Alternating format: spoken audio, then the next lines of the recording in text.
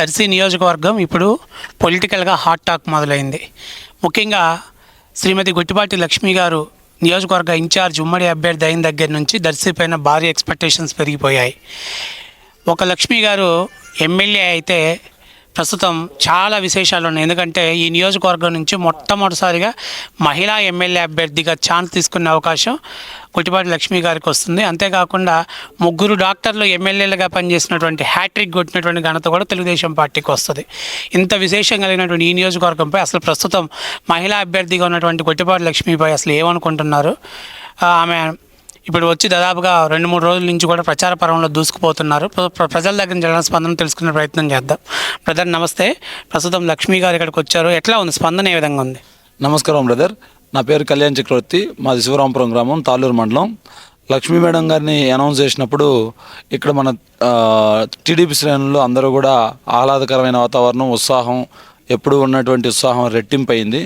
ఎందుచేతనంటే గొట్టిపాటి ఫ్యామిలీకి ఉన్న ఆ పేరు కానీ, వాళ్ళకున్న బలగం కానీ, బలం కానీ, అవన్నీ రీత్యా మన టీడీపీకి, మన దర్శి నియోజకవర్గానికి ప్రత్యేక బలం చేకూరుతుందని ఒక ఉత్సాహంతో ఎవరు వస్తారా అని నైరాశ్యం చెందినటువంటి టీడీపీ శ్రేణులకు మేడం రాకతోటి నూతనోత్తేజం వచ్చింది.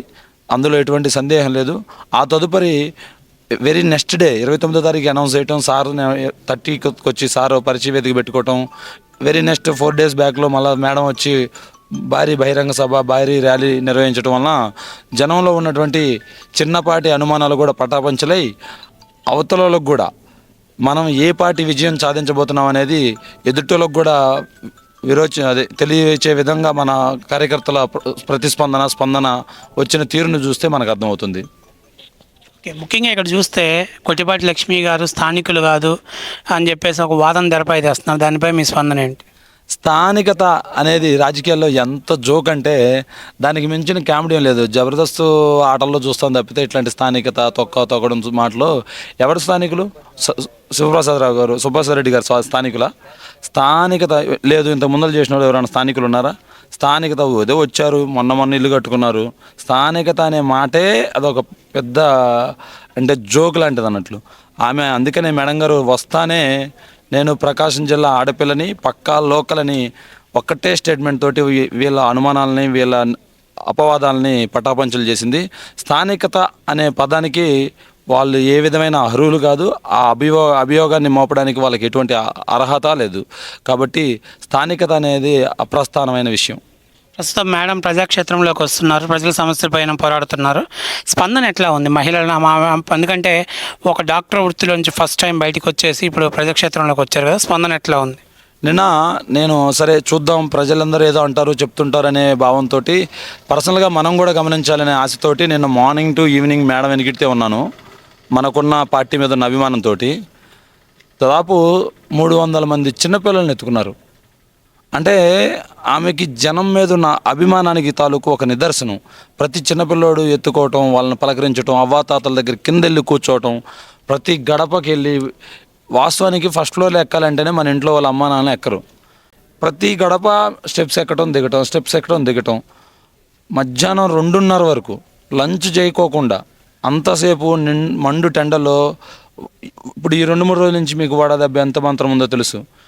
ఒక డాక్టర్ అయ్యుండి ఆ కండిషన్స్లో తిరిగితే ఆమె హెల్త్ ఎంత పాడైద్దో తెలిసి కూడా ఏదే కానీ లెక్క పెట్టకుండా ప్రజాక్షేత్రంలోకి నేను ఖచ్చితంగా వెళ్ళిపోవాలి, ఈ జనంలో నా గురించి తెలియాలనే ఒక దృఢమైన సంకల్పంతో ఆమె ముందుకెళ్ళే తీరుని దగ్గరగా గమనించిన వ్యక్తిగా ఆమెకున్న ఆ బలం చాలు మనం గెలవడానికనే భావన కార్యకర్తల్లో బలంగా వెళ్ళింది. పైన వాళ్ళకు ఉన్నటువంటి ఒక బ్రహ్మాండమైన పేరు ఏంటంటే, ఈ రోజుకి 100 రూపాయలకు వైద్యం చేసే ఫ్యామిలీ ఏదైనా ఉందంటే వాళ్ళ మామగారు, వాళ్ళ భర్త గారు, ఆమె. ఇక్కడ 100 రూపాయలకు నర్సరాపేటలో వైద్యం చేసే వారు ఇక్కడ మనకి రేపు గెలుస్తానే 100 బెడ్ అంటే 100 బెడ్ల హాస్పిటల్ 100 కడతామని హామీ ఇవ్వటం, దాని అంతటికీ ప్రజల్లోకి వెళ్ళటం మనకు బాగా సంతోషించకరమైన విషయం. అది కూడా మల్టీ స్పెషాలిటీ హాస్పిటల్ కట్టడం వలన ఇప్పుడు మనకేమైందంటే ఇది చిన్న గైనిక్ ప్రాబ్లమ్స్ వస్తే ఒంగోలు పోవాలా, లేకపోతే నర్సరాపేట పోవాలా, లేదంటే గుంటూరు పోవాల్సిన పరిస్థితి వస్తూ ఉంది. అదే స్పెషలిస్ట్ అయినటువంటి మేడమే ఇక్కడ వచ్చి అత్యంత చౌకగా మనకి కానీ వైద్యం సేవలు అందించబడుతుంటే మన ప్రజలు ఎక్కడే కానీ బయటకు పోయే అవకాశం లేకుండా ఆ ఇబ్బంది కలగకుండా ఉంటుందని ప్రజలు ప్రత్యేకంగా మహిళలు చాలా తొందరగా దాన్ని రిసీవ్ చేసుకున్నారు. మేడం కావాలి అనే పాయింట్లో వాళ్ళు వచ్చి నిలబడ్డారు. ఆ మాటకు తాలూకు నిదర్శనమే నేను ప్రతిరోజు ఆమెకు వస్తున్న జన ప్రభంజనం యొక్క నిదర్శనం. చాలా తక్కువ టైంలో మేడంకి ఇంత నేమ్ రావడానికి కారణం ఏంటి? ప్రథమ కారణం అయితే మడికి గుట్టిపాటి ఫ్యామిలీ, తర్వాత మేడంకున్న వాళ్ళ డాక్టర్ వృత్తికి సంబంధించిన ఆ ఇమేజ్, వాళ్ళకున్న ప్రజాసేవ తాలూకు పూర్వం వాళ్ళు చేసిన ప్రజాసేవ తాలూకు ఆధారాలు, ఇవన్నిటిని ఆధారంగా చేసుకొని ప్రజలు వాళ్ళని నమ్మడానికి ప్రధానమైన కారణాలు ఏమైనా ఉన్నాయంటే గుట్టిపాటి ఫ్యామిలీ పైన వాళ్ళు చేసిన సేవ.